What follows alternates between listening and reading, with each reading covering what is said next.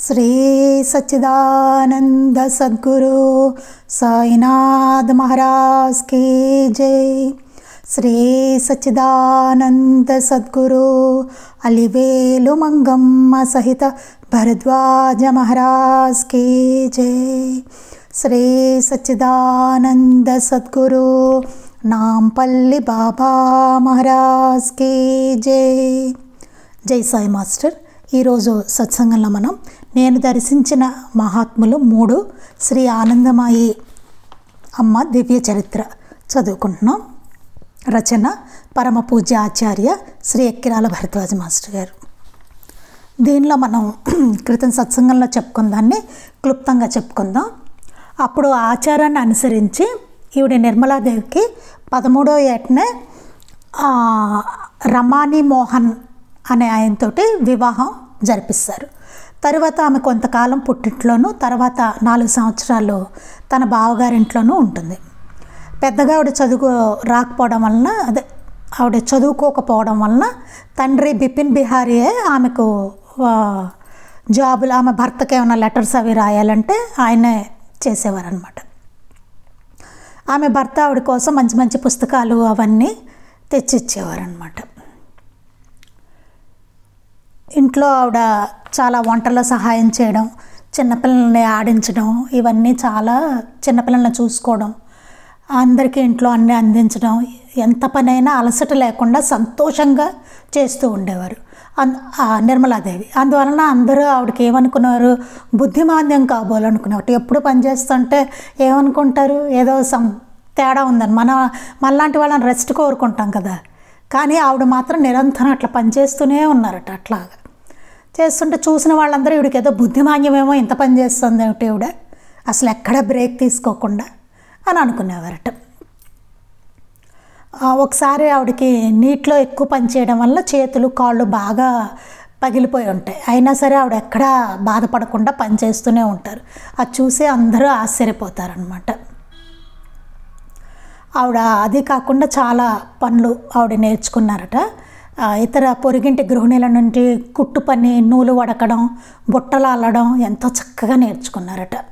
అలాగే ఒకసారి 18 గజాల పొడవు గల నూలు ఒకటి వడికి ఒక యాలక్కాయలో పొందుపరిచి ఒక్కొక్కటి కింద ఇంట్లో ఇచ్చారట. ఇంత చేస్తూనే ఆవిడ మధ్యలో బాహ్యస్పృతి లేకుండా ఒక విధమైన పరధ్యానంలో ఎంతోసేపు కూర్చుండిపోయారట. అంటే బాహ్యస్పృహ కూడా ఆవిడకి ఉండేది కాదు. ఇంత పని చేస్తూ ఉండేవాళ్ళు, ఒక్కొక్కసారి ఆవిడకి బాహ్యస్పృతిని కూడా కోల్పోతూ ఉండేవన్నమాట. తల్లిదండ్రులు ఆమెను భర్త ఇంటికి పంపేటప్పుడు నీవు నీ భర్త మాటని ఎన్నడూ జవదాటకూడదు అని చెప్తారు.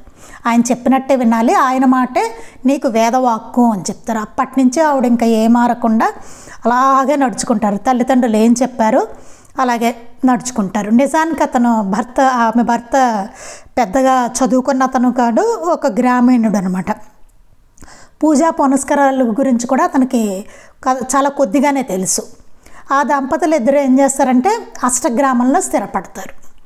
అనే గ్రామంలో స్థిరపడతారు. ఆమెలోని ప్రశాంతత, గాంభీర్యము, సౌమ్యత సాటివారి అందరి దృష్టిని ఆకర్షించింది. నిర్మలాదేవిలోనూ ఆ ప్రశాంతత, గాంభీర్యము, సౌమ్యంగా ఉండడం, అంటే ఆవిడ నడవడంతా అందరికీ చాలా బాగా నచ్చింది, ఆకర్షించింది. ఆమె కుటీర ప్రాంగణం అంతా శుభ్రం చేయడం చూసి పొరుగువారు ఒకసారి గగన్ రాయ్ అనే ప్రఖ్యాత కీర్తనకాన్ని పిలిపించి అక్కడ కచేరీ చేయించేసరికి ఆమె సాంగత్యంతో కొందరికి అలాంటి ప్రేరణ కలిగేదట. అంటే మంచి మంచి కార్యక్రమాలు చేయాలని ఆవిడతో ఉన్నప్పుడు అనిపించేదన్నమాట. చూడండి మహాత్ముల దర్శనానికి అది వెళ్తే మన మైండ్ వేరేలా ఉంటుంది. మామూలుగా ఇంట్లోనూ మన ఊళ్ళల్లో మనం ఉంటే మన మైండ్ సెట్ వేరేలా ఉంటుంది. అలా అనమాట. ఆవిడతో ఉన్నప్పుడు వాళ్ళకి ఆ సాంగత్యం వలన వాళ్ళకి మంచి మంచి కీర్తనలు వినాలి, అట్లాంటి ప్రేరణ వాళ్ళకి కలుగుతూ ఉండేదట. కానీ ఎక్కువ మంది ఆమెను చూసి ఆమెకు మనోజాడ్యమో లేక గ్రహబాధో ఉందని తలిచేవారు. కారణం అలా కీర్తనలు జరుగుతున్నంతసేపు ఆమె నిశ్చేష్టురాలై కొయ్యలా బిగుసుకుపోయి పరధ్యానంగా కూర్చుండిపోయేది. అలాంటి కీర్తనలు ఎప్పుడైనా జరుగుతుంటే ఆవిడ కొయ్యలా బిగుసుకుపోయేవారట, ఎలా పరధ్యానంలో ఉండేవారట.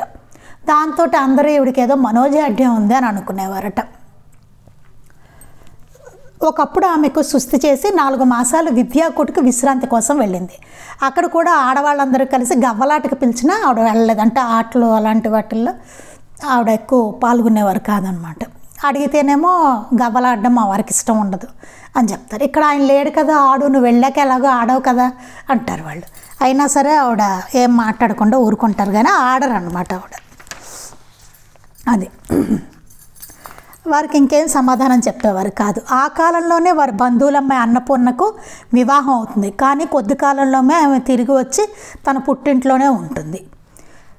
ఆమెకు కొన్నేసి గంటల తరబడి స్పృహ లేకుండా పోయేదనమాట. అందువల్ల ఆమెను భర్త పంపించేస్తాడు. ఒకసారి ఆవిడ అట్లాగే పడిపోతుంది. పడిపోయేసరికి ఈవిడ చెవిలో ఏదో చెప్తారు. చెప్పేసరికి ఆమె లేచి కూర్చుంటుంది. తర్వాత ఆవిడ వాళ్ళ భర్త దగ్గరికి వెళ్ళడం అనేది జరుగుతుందన్నమాట. ఏం చెప్పావు చెవులో అని అడిగితే, నీవేం భయపడకు, మీ వారి దగ్గర నుండి త్వరలో నీకు జాబ్ వస్తుంది, నీవు ఇలా నటిస్తే నీ జీవితం పాడైపోతుంది అని చెవిలో చెప్పాను అని చెప్తారనమాట ఆవిడ. తర్వాత భజిత్పూర్లోనే ఆమె జీవితంలో కొత్త అధ్యాయం ఆవిడకి ఆరంభం అవుతుందన్నమాట. తీవ్రమైన సాధన చేసి నిర్మలాదేవి మహాత్మురాలైంది ఇక్కడే అన్నమాట. ఇప్పుడు ఈ దశ మనం చూడొచ్చు. ఒకసారి ఆవిడ నీటి వద్ద కొలనుకు వెళ్ళి ఒంటి మీద నీళ్లు పోసుకుంటుంటే, నేను సాధకురాలుగా జీవిస్తే ఎలా ఉంటుంది అన్న భావం ఆవిడకి కలుగుతుంది. అప్పుడు ఆవిడకి ఆ లీల ఆరంభమైందని చెప్పచ్చు. ఈ దశలోనే ఆవిడ భర్త భోలానాథ్ అని పేరు పెట్టింది. వాళ్ళ భర్తకి భోలానాథ్ అని చెప్పి మరొక పేరు ఆవిడ పెట్టారనమాట. అప్పుడు భోలానాథ్ ఢాకా నవాబు గారి కొలువులో నియమించబడ్డాడు. ఒకరోజు ఆయన పై ఉద్యోగి భుదేవ బసు తన ఇంటి వద్ద కీర్తన ఏర్పాటు చేశాడు. ఇతర స్త్రీలతో పాటు లోపల గదిలో కూర్చున్న నిర్మలాదేవికి కీర్తన వినగానే పారవస్యం కలిగింది. ఆమె కోరిన మీదట ఆమెను ఇంటికి తీసుకుపోయిన వారు ఆమెకు నరాల బలహీనత అని తలిచారు. అలా అనమాట. ఎక్కడికైనా వెళ్తే ఆవిడ బాహ్యస్మృతి కోల్పోతూ ఉండేవారు. చూసిన వాళ్ళందరూ ఏమనుకునే ఆ కీర్తనలు వింటూ ఉంటాయి అనమాట. చూసిన వాళ్ళందరూ వీడికి ఏదో నరాల బలహీనత ఉంది, బుద్ధిమాన్యం ఉంది, ఏదో జబ్బులు ఉన్నాయి, అట్లా ఏదో అనుకునేవారు అనమాట. ఆవిడకి ఏదో ప్రాబ్లం ఉంది అని అనుకునేవారు. కానీ విచిత్రం ఏమిటంటే నిర్మలాదేవి ఎప్పుడు సాధనల గురించి ఏ గ్రంథాలు చదవలేదు. ఆవిడ చేసిన సాధనల్లో ఏంటంటే వాళ్ళ తల్లిను అమ్మమ్మ పద్ధతి ఏ పద్ధతిలో చేసుకున్నారో అట్లాగే ఆవిడ సాధన కొనసాగించారనమాట. రోజు ఆవిడ నిత్యకృత్యం అయిన తర్వాత గది శుభ్రం చేసుకుని అందులో అగరత్తులు వెలిగించి ఒక మూల కూర్చొని భగవంతుని నామాలు పఠించేవారు ఆవిడ నిర్మలాదేవి. కొద్ది నిమిషాల్లో ఆమె అవయవాలు వాటంతటవే సర్దుకుని పద్మాసనం, సిద్ధాసనం వంటి ఏదో ఒక యోగాసనంలో నిలిచిపోయాయి. ఆవిడకి తెలియకుండానే అవన్నీ అలా వచ్చి అలా నిలిచిపోయేవన్నమాట. కొన్ని యోగముద్రలు, యోగక్రియలు వాటంతటా అవే ఆమె దేహంలో ప్రారంభమయ్యేవి. అది అర్ధరాత్రి వరకు కొనసాగుతూ ఉండడం ఒక్కొక్కప్పుడు భోలానాథ్ కూడా గమనించేవాడు. చూశాడు, భర్త కూడా చూసేట ఒక్కొక్కసారి. ఇంకా ఏమనుకుంటారంటే వాళ్ళ బంధువులు వాళ్ళందరూ ఏమంటారంటే, ఈవిడికి ఏమైనా మంత్రవేత్తలను తెచ్చి ఆమెకు గల గ్రహబాధను తొలగించుకోమని ఒత్తిడి చేయడంతో భోలానాథ్ ఏమో అట్టి ప్రయత్నాలు చేస్తాడు. చివరికి ఒకరిద్దరు మంత్రవేత్తలు సాయశక్తిలా ప్రయత్నించి చివరకు ఆమె సాక్షాత్తు దేవీ స్వరూపమని, ఆమెపై తమ మంత్రాలు పనిచేయజాలవని చెప్పి నమస్కరించి వాళ్ళు వెళ్ళిపోతారు. కానీ ఆమె అన్నడు తమ దివ్యశక్తులను ప్రదర్శించలేదు, కావాలని కప్పిపుచ్చుకోలేను లేదు. ఒకసారి మహేంద్రనంది అనే ఆయన ఒక మిత్రుడు, అంటే భోలానాథ్ మిత్రుడు, ఆమెను బాగా గమనిస్తారనమాట నిర్మలాదేవిని. ఆమె మహోన్నతమైన ఆధ్యాత్మిక స్థితిలో ఉందని, ఆమెను నలుగురు దృష్టిలోకి లాగవద్దని భోలానాథ్ని హెచ్చరిస్తాడు. ఇలా ఆమె ఆంతర్యం ఉదయ సంధ్యలా వికసిస్తుంటే భక్తులు ఒక్కొక్కరే ఆమె చెంత చేరసాగారు. ఒక్కొక్కళ్ళు భక్తులు ఆవిడ దగ్గరికి వస్తున్నారనమాట నెమ్మదిగాను. నిర్మలాదేవికి స్నేహితురాలైన ఉష ఆమెను విడిచి ఉండలేక తన అత్తగారి కన్ను కప్పి రోజు వీలైనంత సమయం ఆమె సన్నిధిలో గడపసాగింది. ఉష అనే స్నేహితురాలు ఉండేది ఈవిడికి, నిర్మలాదేవికి. ఆవిడ ఇంకా ఈమెను వదలలేక వాళ్ళ అత్తగారు కళ్ళు కప్పేసి వచ్చేసి ఈవిడ దగ్గరే ఎక్కువ టైము ఉండేదన్నమాట. 1922 నుండి 3 మాసాల పాటు నిరంతర సాధనతో తనను తాను శుద్ధి చేసుకున్నాక ఒకనాడు నిర్మలాదేవి తనకే తానే ఉపదేశ దీక్ష తీసుకున్నారనమాట. అది ఎప్పుడు రాఖీ పూర్ణిమ రోజున ఆవిడ తీసుకుంటారు ఉపదేశ దీక్ష. అప్పటి నుంచే ఆవిడకి ఏమవుతుంది అంటే ఆవిడే గురువు, ఆవిడే శిష్యురాలు, ఆవిడే తీసుకుంటారనమాట. 5 మాసాల పాటు ఆమె నోటి వెంట అప్రయత్నంగా ఓంకారము, ఎన్నో సంస్కృత శ్లోకాలు, స్తోత్రాలు ధారాపాతంగా దొర్లుతూ ఉండేవన్నమాట. ఆవిడ ఎక్కువ వేళ్లపై లెక్కిస్తూ జపం చేసుకునేవారట. గంటలు, రోజులు బాహ్యస్మృతి లేకుండా, ఆకలి నిద్ర లేకుండా, ఉదయం రాత్రి అనే భేదం తెలియని స్థితిలో గంటలు, రోజులు గడిచిపోయేవి. ఆమె తన నోట్లో ఒకానొక అమృతతుల్యమైన తేనె వంటి పదార్థం ఊరేదని, అది మింగేదానినని చెప్పింది. మన ఆకలి లేకుండా ఎట్లా ఉంటున్నావు, ఏమీ తినకుండా అని అడిగితే తేనె లాంటి పదార్థం నోట్లో ఊరేది, అది తిని ఉండేదాన్ని అని చెప్పారట. ఆమె దేహం ఒక్కొక్కప్పుడు దూది పింజ వలె తేలిగ్గాను, మరొకప్పుడు కొండరాయి వలె ఆమెతో బరువుగాను అనిపించేట. ఎంతో కఠినమైన యోగాసనాలు, ముద్రలు ప్రకటమైనప్పటికీ ఆమెకు ఎట్టి నొప్పి కలిగేది కాదట. దాని అంతటా అవే యోగాసనాలు ఇవన్నీ వచ్చేస్తూ ఉండేవి, ఆవిడకి ప్రకటమైపోతూ ఉండేవి. అయినా ఆవిడకి ఒంటి మీద ఏమీ నొప్పి వచ్చేది కాదనమాట. అసలు ఒక్కొక్కసారి అయితే ఆవిడ గృహకృత్యాలు కూడా చేసుకోలేకపోయారు. ఆ రోజుల్లో వారింటికి వచ్చిన బంధువులు ఆమెను ఇలా కొనసాగనివ్వరాదని భోలానాథ్ని హెచ్చరించేవారు. ఒకరోజు నిషికాంతుడను వారి బంధువు ఆమెతో, నీ ఆధ్యాత్మిక శక్తి ఏదైనా నిదర్శనం చూపించు అని నిలదీశాడు. నువ్వేదో చాలా గొప్పవాళ్ళు అంటున్నారు కదా, నీ శక్తికి ఏదో నిదర్శనం చూపించు అని అన్నట్టు ఒక బంధువులు అతను, నిషికాంతుడు అనే అతను. అప్పుడు భోలానాథుని తన ఎదుట కూర్చోబెట్టుకుని ఆయనను స్పృశించింది. ఆయన వెంటనే గాఢమైన ధ్యానంలో ఉండిపోయి మరలా ఆమె స్పృశించాక కానీ ఆయనకి బాహ్య స్మృతి కలగలేదు. ఒకసారి ఇట్లా ముట్టుకున్నారట ఆమె భర్తను. ముట్టుకునేసరికి ఆయన తీవ్రమైన ధ్యానంలోకి వెళ్ళిపోయారట. ఆయన మరలా ఆయన్ని స్పృశించిన తర్వాత మళ్ళీ అట్లా ముట్టుకోగానే మళ్ళీ ఆయన మామూలుగా అయ్యారట. ఒకరోజు ఆమె భోలానాథ్తో ఆయన తన వద్ద దీక్ష తీసుకోవాల్సి వస్తుందని హెచ్చరించింది. మీరు నా దగ్గర దీక్ష తీసుకోవాలి, వస్తుంది ఆ రోజు అని చెప్పారట ఆవిడ. ఇక్కడి నుంచి మనం చదువుకోవాలండి. ఆయన ఎలాగైనా దీక్ష తీసుకోకుండా తప్పుకుందామని ఆ రోజు అల్పాహారం కూడా తీసుకోకుండా ముందుగానే ఆఫీస్కి వెళ్ళిపోయాడు. అమ్మ దీక్ష నుంచి ఇవిడేదో ఇస్తారట, దాని నుంచి తప్పించుకుందాం ఈ దీక్షలు వెందుకు అని చెప్పేసి ఆయన టిఫిన్ కూడా తినకుండా ఆయన ఆఫీస్కి వెళ్ళిపోయారట. భోలానాథ్ దీక్ష తీసుకునే ఈమె భర్త అనమాట. దీక్ష తీసుకునే ముందు ఎట్టి ఆహారము తీసుకోకూడదన్న నియమం తెలియకుండానే ఆయన పాటించడం జరిగింది. ఎప్పుడైనా దీక్ష తీసుకునే ముందు ఆహారం తినకూడదండి, ఏమి తినకుండానే దీక్ష తీసుకోవాలన్నమాట. ఉపదేశాలు అట్లాంటివి కూడా అట్లాగే ఉంటాయి అవన్నీ, అంటే సరైన వాళ్ళు చేసినప్పుడు అనమాట. మామూలుగా ఎవరు పడితే వాళ్ళు కాదండి.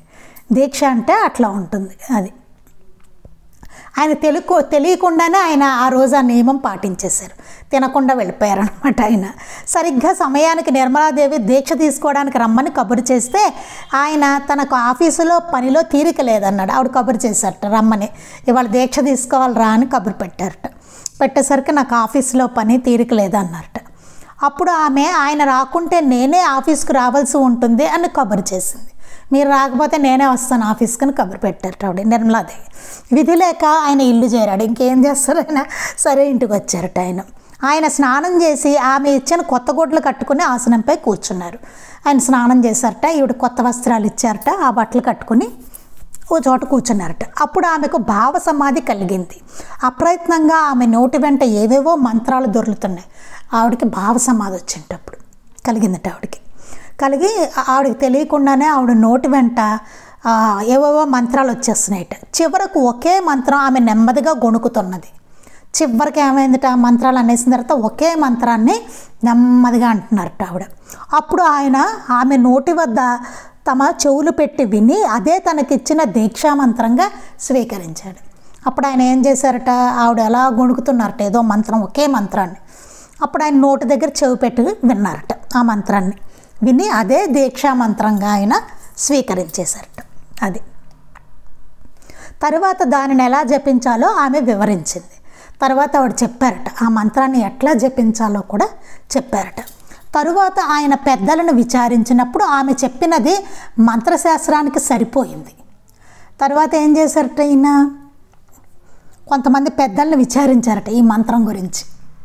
విచారించేసరికి ఈవిడ ఏదైతే చెప్పారో నిర్మలాదేవి గారు అది మంత్రశాస్త్రానికి చక్కగా సరిపోయిందట. శాస్త్రానికి అది ఎలా ఉండాలో పద్ధతి అట్లాగే ఉంది అది ఆ మంత్రం.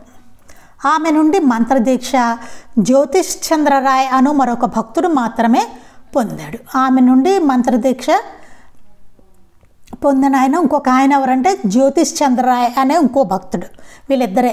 ఆమె ఎన్నడూ ఎవరికి ఉపదేశం ఇవ్వలేదు, ఇంకెవ్వరికి ఉపదేశం ఇవ్వలే. ఆమె భర్తకి ఇచ్చారు, తర్వాత జ్యోతిష్ చంద్రరాయ్ అని ఒక అతను ఉన్నాడు భక్తుడు, అతనికి అంతే. అంటే అర్హులైన వాళ్ళకే ఇస్తారు కదా, వాళ్ళిద్దరే అనమాట. ఇంకెవ్వరికి అసలు ఆవిడ ఉపదేశించడం అనేది, మంత్రోపదేశం అనేది చేయలేదు ఆవిడ. డిసెంబర్ 1922 నుండి అనుకోకుండానే ఆమె 3 సంవత్సరాలు మౌనం పాటించింది. ఆవిడ అనుకోకుండానే 3 సంవత్సరాల పాటు ఆవిడ మౌనం పాటించారట.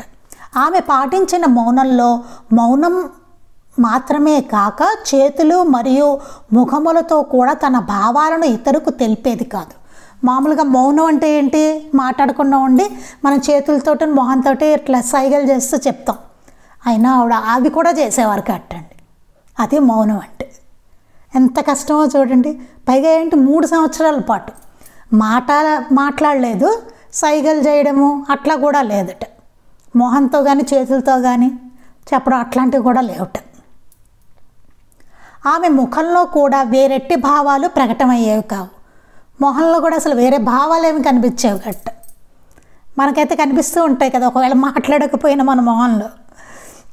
కొన్ని ప్రత్యేకమైన సందర్భాల్లో మాత్రం కొందరు భక్తులతో అత్యవసరమైనప్పుడు ఆమె క్లుప్తంగా మాట్లాడేది. ఈ 3 సంవత్సరాల్లో ఆవిడ ఏం చేసేవారట, ఏదైనా బాగా ఎమర్జెన్సీ టైం, బాగా అత్యవసరమైనప్పుడే, చాలా క్లుప్తంగా అత్యవసరం అయినప్పుడే అనమాట భక్తులతో, అది కొందరు భక్తులతోటనే మాట్లాడేవారట. సన్నిహితులు ఆమె దివ్యశక్తిని చవిచూడసాగారు. నెమ్మదిగా ఏమైంది, దగ్గరగా ఉన్న వాళ్ళందరికీ ఆవిడ దివ్యశక్తులన్నీ ఆవిడ తెలియడం మొదలైందనమాట, చవి చూసేవారు. భజత్పూర్లో ఒకరోజు దుర్గామాతకు వాసంతి పూజ ఎక్కడ జరిపించాలని భోలానాథ్ ఆలోచిస్తుండగా నిర్మలాదేవి ఢాకా గోకుల్ ఠాకూర్ గారి ఇల్లు మీదే కదా, ఎక్కడో ఎందుకు అన్నది.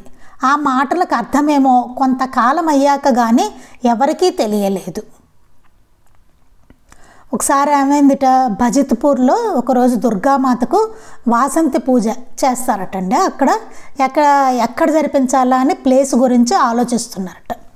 ఆయన ఆలోచిస్తుంటే నిర్మలాదేవి ఆవిడ అన్నారట, ఢాకా గోకుల్ ఠాకూర్ గారి ఇల్లు మీదే కదా, ఎక్కడో ఎందుకు అని అన్నారట. అక్కడ జరిపించమని అన్నారట.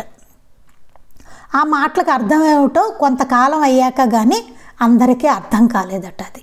అలానే ఒకరోజు ఆమె ఏమిటి ఈరోజు హరకుమార్ గొంతు వినబడుతున్నది అన్నారట. అతడు వారి బంధువు, ఎన్నో సంవత్సరాలుగా అతడు వారిని కలవనే లేదు. కొంతసేపటికి అతడు వచ్చి వెళ్ళిపోయాడు. ఆవిడ అన్నారట, ముందే అతను వస్తున్నాడని ఎవ్వరికీ తెలీదు, వాళ్ళ బంధువుట అతను. అలాంటిదే ఒకరోజు ఈవిడ అన్నారట, అతని ఫలానా అతని గొంతు వినబడుతోంది అన్నట్టు, హరకుమార్ అని ఆయన వీళ్ళ బంధువుట, వినబడుతోంది అన్నారట. ఎన్నో సంవత్సరాల నుంచి అసలు అతను కలవలేట వీళ్ళని. కానీ ఆ రోజు ఎందుకో అతను వచ్చి వెళ్ళాట వీళ్ళ దగ్గరికి. అటు తర్వాత అతడు మరెన్నడూ కలవలేదు. ఆ తర్వాత మళ్ళీ ఎప్పుడూ రాలేట అతను. ఇంకొక రోజు ఆమె భోలానాథ్ను అరేబియా అంటే ఏమిటి అని అడిగారట. అది ఒక దేశం పేరని చెప్పగానే అరేబియాకు చెందిన 2 ఫకీర్లు గురు శిష్యులు నాకెంతో స్పష్టంగా కనిపించారు. నేను చిత్రకారిని అయితే వారి బొమ్మలు గీసి చూపేదాన్ని కూడా అన్నది. ఒకరోజు అన్నారట, అరేబియా అంటే అసలు ఏంటది అని అడిగారట ఆవిడ నిర్మలాదేవి భోలానాథ్ని, భర్తని అడిగితే అది ఒక దేశం పేరు అని చెప్పారట. అరేబియాకు చెందిన 2 ఫకీర్లు గురు శిష్యులు నాకు ఎంతో స్పష్టంగా కనిపించారు. వాళ్ళు నాకు కనుక డ్రాయింగ్ వచ్చుంటే కనుక బొమ్మలు వేయడం, నేను వాళ్ళ బొమ్మ గీసి చూపించేదాన్ని అన్నారట. ఆ మాటలకు అర్థం కూడా కొంతకాలం తర్వాతనే అందరికీ తెలిసింది. తర్వాత ఏవో జరిగాయి అన్నమాట దానికి సంబంధించిన. కొంతకాలం అయ్యాక ఆవిడ ఎందుకు అలా అన్నారో తెలిసిందట. అలా ఏప్రిల్ ఆ విషయంలో కూడానండి, ఎక్కడ చేయాలి వాసంతి పూజ అన్నప్పుడు ఆవిడ చెప్పారు కదా, అది కూడా కొంతకాలం తర్వాత తెలిసిందట అందరికీ. ఏప్రిల్ 1924లో అతడు పనిచేస్తున్న వ్యాపార సంస్థ రద్దవడం వలన భోలానాథ్కు ఉద్యోగం పోయింది. ఆ వ్యాపార సంస్థ వాళ్ళు ఏదో క్లోజ్ చేశారు, దాంతో ఈ భోలానాథ్ గారికి ఉద్యోగం పోయింట. అతడు ఉద్యోగం కోసం ఏప్రిల్ 10న ఆమెను తీసుకొని ఢాకా చేరాడు. మరి ఉద్యోగం కావాలి కదండి, అందువలన ఆవిడని తీసుకుని నిర్మలాదేవిని తీసుకుని ఢాకాకు వచ్చారట. వెంటనే పని దొరకలేట. మరలా పని దొరికే వరకు నిర్మలాదేవిని స్వగ్రామానికి పంపించాలనుకున్నాడు. కానీ ఆమె 3 రోజుల్లో మీకు ఉద్యోగం రాకపోతే అప్పుడు పంపిద్దురులేండి అన్నది. ఈయన అనుకున్నారట, ఇప్పుడు ఉద్యోగం లేదు, ఈవిడ్ని ఆవిడ గ్రామానికి పంపించేద్దాం అని అనుకున్నారట, వచ్చాక తీసుకురావచ్చని. కానీ ఆవిడ అన్నారట, ఏముంది 3 రోజుల్లో కనుక ఉద్యోగం వస్తే సరే, ఒకవేళ రాకపోతే కనుక అప్పుడు నన్ను పంపించవచ్చులే అన్నారట. 3వ రోజున అతనికి ఢాకా రాణి గారి షాబాద్ తోటలకు మేనేజర్గా ఉద్యోగం వచ్చింది. మూడో రోజు కల్లా ఆవిడ అన్నట్ట ఉద్యోగం వచ్చేసిందట ఢాకా రాణి దగ్గర తోటలో. ఎక్కడ విస్తారమైన ఆ తోటలో ఎన్నో పూల చెట్లు, ఫల వృక్షాలు, ఈత కొట్టేందుకు కొలను ఉన్నాయి. అది చాలా బాగుండేదట ఆ తోట. ఎన్నో పూల చెట్లు ఉండేవిట, ఎన్నో ఫలాలు ఉన్న వృక్షాలు ఉండేవిట, ఈత కొట్టడానికి కొలను ఉండేట, అలా ఉండేట. కొన్ని భాగాలు పాలన లేక, ఒకసారి జైసా మాస్టర్, పాలన లేక అడవులలా ఉన్నాయి. అక్కడే కొన్ని భాగాలు ఏమయ్యట, ఆ తోటలోనే అడవుల్లాగా ఉన్నాయట కొన్ని భాగాలు, అంటే సరిగ్గా చూసుకోక అనమాట. తోట చుట్టూరా ఎత్తైన ప్రహారీ ఉన్నది. ఆ తోట చుట్టూ పెద్ద ప్రహారీ ఎత్తుగా ఉంటుంది. వారికి ఇచ్చిన ఇంటి వద్ద సాంస్కృతిక కార్యక్రమాలకు ఉద్దేశించబడిన పెద్ద హాలు ఒకటి ఉన్నది. వీళ్ళకి ఒక ఇల్లు ఇచ్చారట ఉండడానికి. ఆ ఇంటి దగ్గరేమో సాంస్కృతిక కార్యక్రమాలు చేసుకోవడానికి ఒక పెద్ద హాల్ ఉందిట అక్కడ. నిర్మలాదేవి ఇంకా మౌనంలోనే ఉన్నది. ఆవిడకి ఇంకా మౌనంలోనే ఉన్నారట ఆవిడ. రోజుల్లో ఎక్కువ భాగం ఆమె భావ సమాధిలో ఉంటున్నది. ఆమె ఎలాగో తెల్లవారుజామున మెలకువ తెచ్చుకుని తెల్లవారుజామునే వంట పూర్తి చేసి ఆగానే పిల్లవాడిని బడికి పంపేది. తరువాత కొలను వద్ద వంట పాత్రలు తోముకొని ఇలవేల్పుకు మహానైవేద్యం సిద్ధం చేసేది. అంత పని మధ్యలో కూడా తరచుగా ఆమెకు భావ సమాధి వచ్చేది. ఆవిడ ఏం చేసేవారట, ఎలాగో తెల్లవారుజామున మెలకు తెచ్చుకునేవారట. తెల్లవారుజామున వంట పూర్తి చేసేసి ఒక పిల్లవాడిని స్కూల్కి కూడా పంపేవారట. తర్వాత ఏమో కొలం దగ్గరికి వెళ్ళి అక్కడ వంట పాత్రలు అన్నీ తోముకొని ఇలవేల్పుకు నైవేద్యం సిద్ధం చేసేవారట. అంత పనిలోనూ తరచుగానే ఆవిడ భావ సమాధిలోకి వెళ్ళిపోతూ ఉండేవారట. అంత పని చేస్తూ కూడా భోజనం వడ్డిస్తుండగా మధ్యలో ఆమె చెయ్యి అలానే నిలిచిపోయేది. అలా భోజనం వడ్డిస్తుంటే చెయ్యి అట్లా ఉండిపోయేట, అంటే తెలియకుండానే ఆవిడ భావ సమాధిలోకి వెళ్ళిపోతూ ఉండేవారట. చెయ్యి అలాగే ఉండిపోయేట. కొలను వద్ద పాత్రలు తోముకొని చుండగా ఆమె భావ సమాధిలో ఒళ్ళు తెలియకుండా ఎంతోసేపు అక్కడ పడిపోయేది. ఆవిడ కొలను దగ్గర గిన్నెలు తవ్వుకోవడానికి వెళ్ళినప్పుడు ఆ తోముతుంటే ఆవిడ తెలియకుండా మధ్యలోనే ఆవిడ అక్కడ ఒళ్ళు తెలియకుండా భావ సమాధిలోకి వెళ్ళిపోయి అక్కడే పడిపోయేవారట. వంట చేస్తుండగా ఇట్టి స్థితులు కలగడం వల్ల ఎన్నోసార్లు ఆమెకు శరీరం కాలింది. ఒక్కోసారి వంట చేస్తున్నప్పుడు కూడా ఆవిడ భావ సమాధిలోకి వెళ్ళిపోయి చేతులు కాలేట కూడా ఆవిడకి. ఆమె గురించి వినిన వారు కొందరు ఆమె దర్శనానికి రాసాగారు. ఆవిడ గొప్పతనం తెలిసిన వాళ్ళు కొంతమంది ఆవిడ దర్శనానికి వస్తూ ఉండేవారట.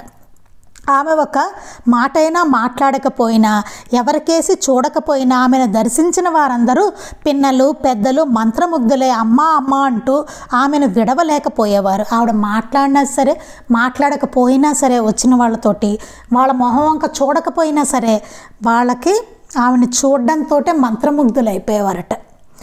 అయిపోయి అమ్మ అమ్మ అంటూ ఆమెను విడవలేకపోయేవారట వాళ్ళు. ఈ భక్తులు సాటివారి కువిమర్శలు కూడా లెక్క పెట్టేవారు కారు.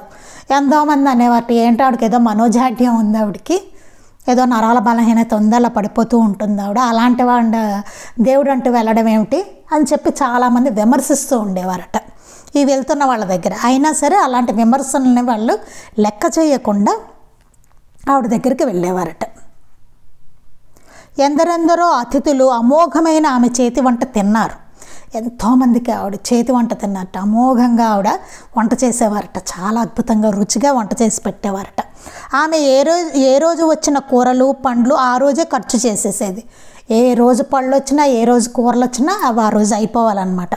ఆమె చేసిన వంట కించిత్తు కూడా మిగలకుండా కొద్ది కూడా తరుగవకుండా నాటి అతిథులకు సరిగ్గా సరిపోయేది. ఆవిడ వంట చేశారంటే వచ్చిన వాళ్ళందరికీ సమృద్ధిగా సరిపోయేది. అది మిగిలేది కాదు, అలాగని వాళ్ళకి తక్కువ అయ్యేది కట్, అలా ఉండేట. కరెక్ట్గా పర్ఫెక్ట్గా ఉండేవారు అనమాట. సరిపోయేదట మొత్తం అలా ఉండేట. ఒకరోజు మాటల సందర్భముగా భోలానాథ్ ఆమెతో, నీకు ఏది తిన్నా ఒకటే అన్నావు కదా, ఈ ఎండుమిరపకాయల కారం తినగలవా అన్నారు. ఒకరోజు భోలానాథ్ గారు అన్నారట, ఒకరోజు మాటల సందర్భంలో, నీకు ఏది తిన్నా ఒకటే అంటున్నావు కదా, ఈ ఎండుమిరపకాయలు కారం ఉంది, ఇది తినగలవా అని అడిగారట. వెంటనే ఆమె పిడికిలి నిండుగా ఎండు కారం తీసుకొని నోటి నిండా పోసుకున్నది. వెంటనే ఆవిడ పిడికిలి నిండా కారం తీసుకొని నోట్లో పోసుకున్నారట. అయినా ఆమె ముఖంలో కించిత్తు కూడా మార్పు లేదు, ఏం లేదు, హాయిగా మామూలుగా తిన్నట్టే ఉన్నారట. అంత కారం తిన్నారు, పిడికిల నిండా తీసుకొని అంత కారం తిన్నారు. అయినా సరే ఆవిడ మొహంలో అసలు ఏమీ మామూలుగా ఉన్నారట. కానీ కొద్దిసేపటికి భోలానాథ్కి రక్త విరేచనాలు ఆరంభమై కొద్ది రోజులకు కానీ తగ్గలేదు. అలా అన్న ఫలితం ఏమైంది, ఆమె భర్తకు భోలానాథ్కి కొద్దిసేపట్లో రక్త విరోచనాలు అయ్యాయట.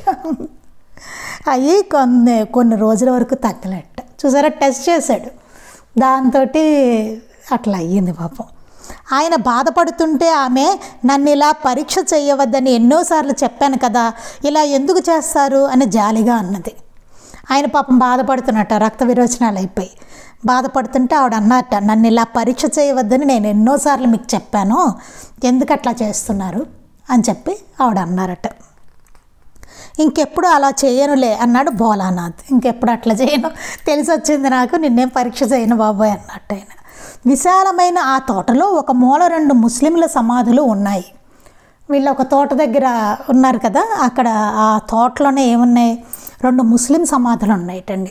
విచారించగా అవి అరేబియా నుండి వచ్చిన శిష్యుల సమాధులని, వారిని భక్తి శ్రద్ధలతో ఆ నవాబుల కుటుంబమే ఆ తోటలో ఉండమని ఆహ్వానించారని, వారిద్దరూ అక్కడే సమాధి చెందారని రాణిగారు చెప్పింది. ఇప్పుడు అర్థమైంది కదండి మనకి. అప్పుడు చెప్పారు కదా అరేబియా నుంచి 2 అని చెప్పేసి గురు శిష్యులు వాళ్ళదనమాట ఈ సమాధి. అంటే ముందుగానే ఆవిడ తెలుసు ఈ ఢాకా వెళ్ళిపోతారన్న విషయం, ఇక్కడికి వెళ్తాము ఆ ప్లేస్లో ఉండాల్సి వస్తుందని ఆవిడకి తెలుసు. అది అంతా నిర్ణయం ప్రకారమే జరుగుతుందనమాట. ఆహ్వానించి వారిద్దరు అక్కడే సమాధి చెందారట. అది వినగానే భజిత్పూర్లో నిర్మలాదేవి అన్న మాటలకు అర్థమేమో అందరికీ తెలిసింది. అప్పుడు అన్నారు కదా నిర్మలాదేవి, అది అరేబియా అంటే ఏమిటది, ఎక్కడుంది, 2 గురు శిష్యులు నాకు కనిపిస్తున్నారు అని చెప్పారు కదా, అప్పుడు అందరికీ అర్థమైందట. అలానే ఒకరోజు నిర్మలాదేవి తనకు ఒక చెట్టు దర్శనమిచ్చిందని, దాని పేరు సిద్ధేశ్వరి వృక్షమని వినిపించిందని చెప్పి, ఆ పేరు ఎక్కడైనా విన్నారా అని భోలానాథ్ను అడిగింది. ఒకరోజు అలానే ఏం జరిగిందట, ఒకరోజు ఒక చెట్టు నాకు కనిపిస్తుంది, దాని పేరు సిద్ధేశ్వరి వృక్షం అని వినిపించింది, ఆ పేరు ఎక్కడైనా విన్నారా అని భోలానాథ్ని అడిగారు. ఆయన ఎక్కడ వినలేదని చెప్పారట. సిద్ధేశ్వరి వృక్షం నేను ఎక్కడ వినలేదన్నారట. తరచుగా ఆమెను దర్శించే చాపుల చంద్ర అను సాధువు అర్ధరాత్రి కాలిబాటను ఎక్కడికో వెళ్ళిపోయేవాడు. చాలాసార్లు ఆయన ఒక సాధువు ఈవిని దర్శిస్తూ ఉండేవారట. ఆయన అర్ధరాత్రి నడుచుకుంటూ ఎక్కడికో వెళ్ళిపోతూ ఉండేవారట. ఒకరోజు భోలానాథ్ అతనిని, నీవు అర్ధరాత్రి ఎక్కడికి వెడతావు అని అడిగితే అతడు, ఇక్కడకు కొద్ది దూరంలో సిద్ధేశ్వరి అనే చోట అతి ప్రాచీనము సుందరమైన కాళికాదేవి ఆలయానికి వెడతానన్నాడు. ఏమిటి రాత్రులు వెళ్ళిపోతూ ఉంటావు నువ్వు, అసలు ఎక్కడికి వెళ్తావు అని అడిగారట భోలానాథ్. అడిగితే ఆయన అన్నారట, ఇక్కడ కొంచెం దూరంలో సిద్ధేశ్వరి అనే ప్లేస్ ఉంది, అక్కడ అతి ప్రాచీనమైనది, పాతది, చాలా అందంగా ఉండే కాళికాదేవి ఆలయం ఉంది, అక్కడికి వెళ్తానన్నట్టు. ఒకరోజు అందరూ కలిసి అతనితో అక్కడికి వెళ్ళారు. సరే అతను చెప్పిన తర్వాత అందరూ కలిసి అక్కడికి వెళ్ళారట. అక్కడ మహారణ్యంలా ఉన్నది, చాలా పెద్ద ఫారెస్ట్ అరణ్యంలా ఉందట అది. ఆలయం ఎదుట పెద్ద రావి చెట్టు ఒకటి వాలిపోయి ఉన్నది. ఆలయం ఎదురుకుండానే ఒక పెద్ద రావి చెట్టు వాలిపోయి ఉందట. ఇక్కడ ఎందరో మహాత్ములు తపస్సు చేసి సిద్ధి పొందారు. ఈ సమీపంలో ఎక్కడో పంచముడి ఆసనము ఉన్నదట, అంటే తంత్రయోగులు మాత్రమే సాధన చేసుకున్న ప్రదేశము. ఒకప్పుడు ఇక్కడ 3 వృక్షాలు ఉండటం చేత దీనిని తీన్తిరి అని కూడా అంటారు. ఈ ఆలయం గురించి చెప్పుకొస్తున్నారనమాట. అక్కడ ఎందరో మహాత్ములు అక్కడ తపస్సు చేశారట. ఆ సమీపంలోనే పంచముడి ఆసనం అనేది ఉందిట. అక్కడ తంత్రయోగులు చాలామంది సాధన చేసుకునే ప్రదేశం అంట. అక్కడ ఒకప్పుడు 3 వృక్షాలు ఉండేవిట, అందుకే దీన్ని తీన్దిరి అని కూడా అంటారట. ఈ ఆలయం సంవర్వన్ అనే గొప్ప సన్యాసి కట్టాడని ప్రతీతి. ఆయన గొప్ప సన్యాసి ఒక ఆయన కట్టారట ఈ ఆలయాన్ని. దీని నుండి దివ్యమైన వెలుగు వెడలి దేవీ విగ్రహంలో లీనమైందని చెప్తారు.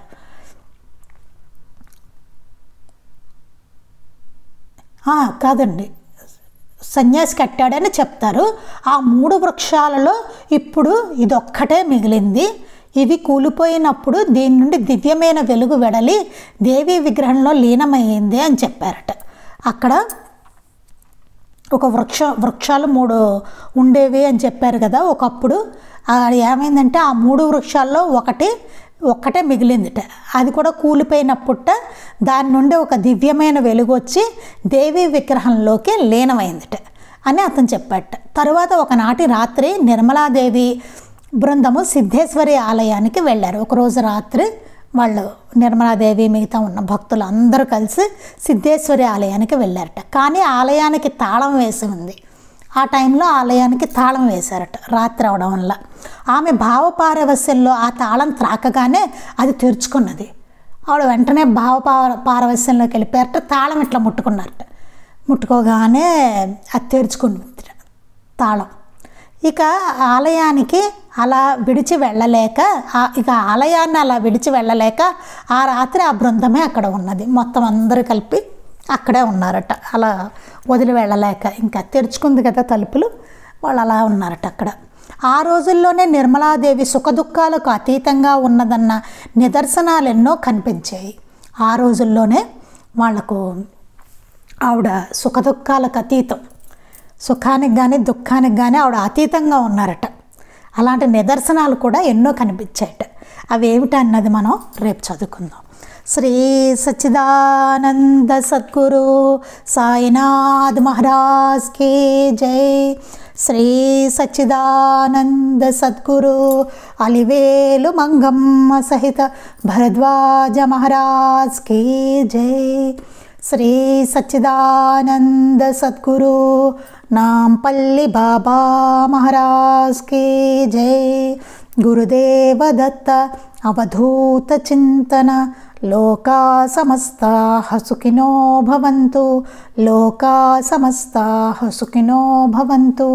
లోకా సమస్తాః సుఖినో భవంతు. జై సాయి మాస్టర్.